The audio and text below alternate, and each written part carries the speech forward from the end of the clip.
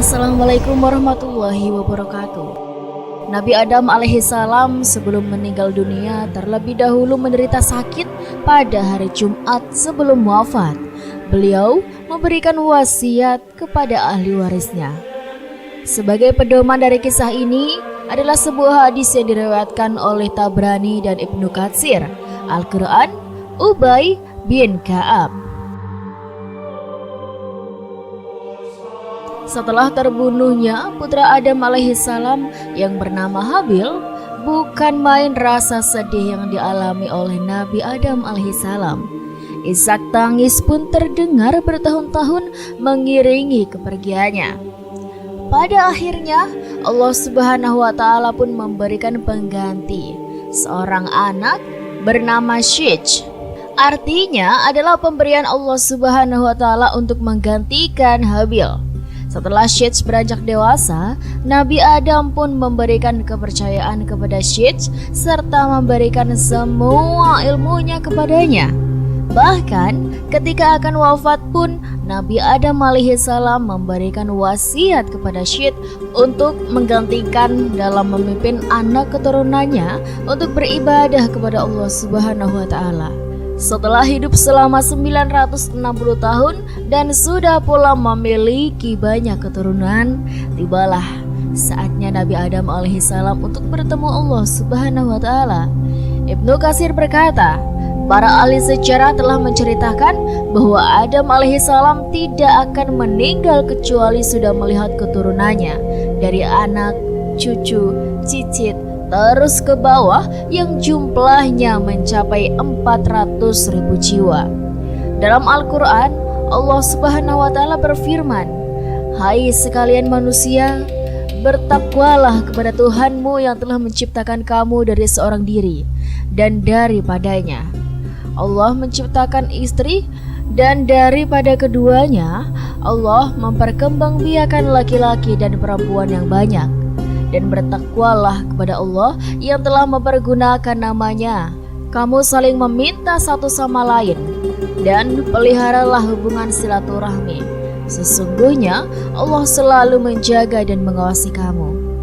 Penjelasan ayat 1. Maksud daripadanya menurut jumhur mufassirin ialah dari bagian tubuh tulang rusuk Adam alaihissalam, berdasarkan hadis riwayat Bukhari dan Muslim.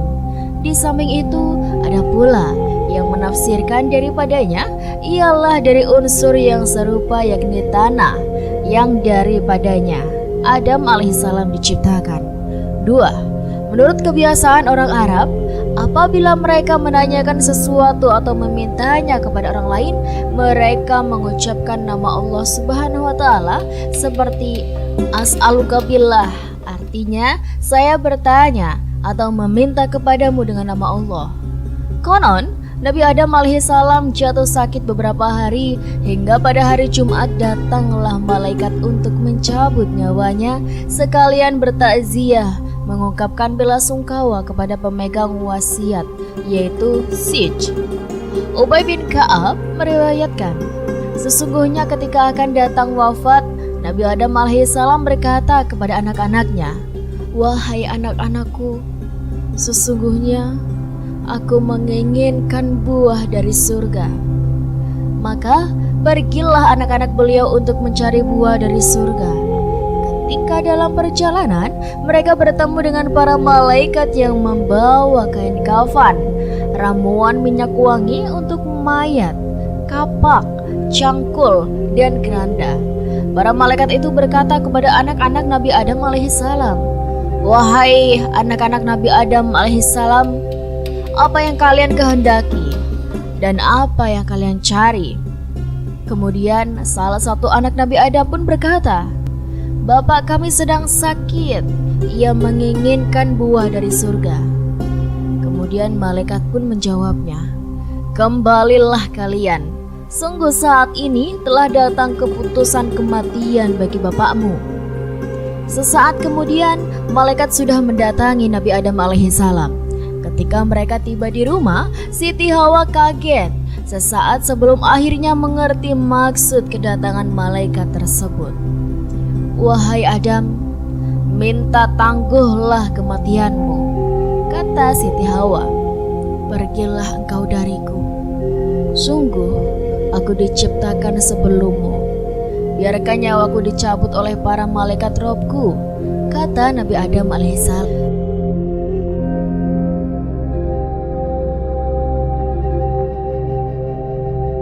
Akhirnya, para malaikat mencabut nyawa Nabi Adam alaihissalam pada hari Jumat. Para malaikat memandikannya, mengkafani, mengoleskan ramuan minyak wangi, serta menggali liang kubur untuk Adam alaihissalam. Selanjutnya, mereka menyolatinya, lalu memasukkannya ke liang kubur dan menempatkannya di liang lahat. Malaikat kemudian berkata, "Wahai anak Adam, inilah sunnah kalian." Hadis riwayat Al-Hakim, dan dia mengatakan hadis ini sahih dan disepakati oleh Az-Zahabi. Ibnu Katsir mengatakan innasnya sahih kepadanya. Syekh Hamid Ahmad At-Tahir Al-Basyuni menjelaskan ada beberapa pendapat mengenai tempat terkuburnya Nabi Adam alaihissalam. Namun, menurut pendapat yang masyhur, dia dikebumikan di gunung yang terletak di daerah India, tempat di mana dia diturunkan ke bumi. Menurut sebuah hadis yang dikeluarkan Al-Bukhari dalam Bad'ul Kal dan Muslim dalam Al-Iman dari Anas tentang hadis Mi'raj, bahwa Nabi SAW bersabda, "Kemudian tanganku dipegang Jibril dan aku dinaikkan ke langit dunia. Jibril pun berkata kepada penjaga langit dunia, 'Bukalah.' Penjaga itu bertanya, 'Siapa ini?' Jibril menjawab, 'Ini Jibril.' Penjaga itu bertanya, 'Apakah engkau bersama seseorang?' Jibril menjawab, 'Ya, saya bersama Muhammad SAW.' Penjaga langit bertanya lagi, 'Apakah Allah mengutusmu kepadanya?' Jibril menjawab, 'Ya.' Maka pintu pun dibukakan. Nabi SAW pun bersabda, "Ketika kami berada di langit dunia, ternyata ada orang yang di sebelah kanannya dan sebelah kirinya." Beliau bersabda, apabila dia menoleh ke kanan, dia tertawa, dan apabila dia menoleh ke kiri, dia pun menangis. Dia berkata, "Selamat datang wahai Nabi yang soleh dan anak yang soleh." Beliau pun bersabda, saya bertanya, "Wahai Jibril, siapa orang ini?" Jibril pun menjawab, "Ini Adam alaihissalam, dan di sebelah kanan dan kirinya adalah keturunannya. Yang di sebelah kanan adalah penghuni surga, dan yang di sebelah kiri adalah penghuni neraka. Apabila menoleh ke kanan, dia tertawa, dan apabila menoleh ke kiri, dia menangis." Dari kisah ini, rupanya Nabi Adam alaihissalam mempersiapkan pelajaran berharga bagi generasi berikutnya tentang bagaimana semestinya memperlakukan orang meninggal. Manusia tak hanya dihormati ketika masih hidup, tapi juga saat mereka mati. Standar penghormatan pun tak berlebihan. Tak ada prosesi pembakaran mayat, mutilasi tubuh, menempeli jenazah dengan perhiasan atau semacamnya. Namun, semua pelajaran tersebut cukup menggambarkan bahwa manusia itu pada dasarnya mulia. Namun kehidupan duniawi pasti berujung fana. Dari tanah kembali ke tanah. Dan itulah sobat kisah yang bisa Rizky sampaikan. Semoga kisah ini bermanfaat dan bisa menjadi pembelajaran bagi kita semuanya, sekaligus bisa menjadi pengingat bagi kita semua. Terima kasih buat teman-teman semuanya sudah dukung dan nonton video ini sampai akhir. Rizky doakan semoga kalian sehat terus, lancar terus rezekinya, dan dimanapun kalian berada, semoga selalu dalam lindungan Allah Subhanahu wa Ta'ala.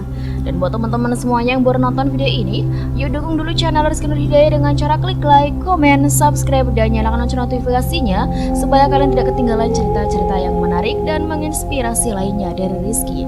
Rizky juga mohon maaf apabila ada tutur kata yang salah, apabila ada tutur kata yang kurang berkenan, mohon dimaafkan ya sobat. Kalau misalnya sobat punya kritik saran, boleh banget silahkan saja tuliskan kritik saran kalian di kolom komentar, karena kritik saran kalian sangat membangun dan bisa memperbaiki Rizky dalam membuat video lebih baik lagi ke depan.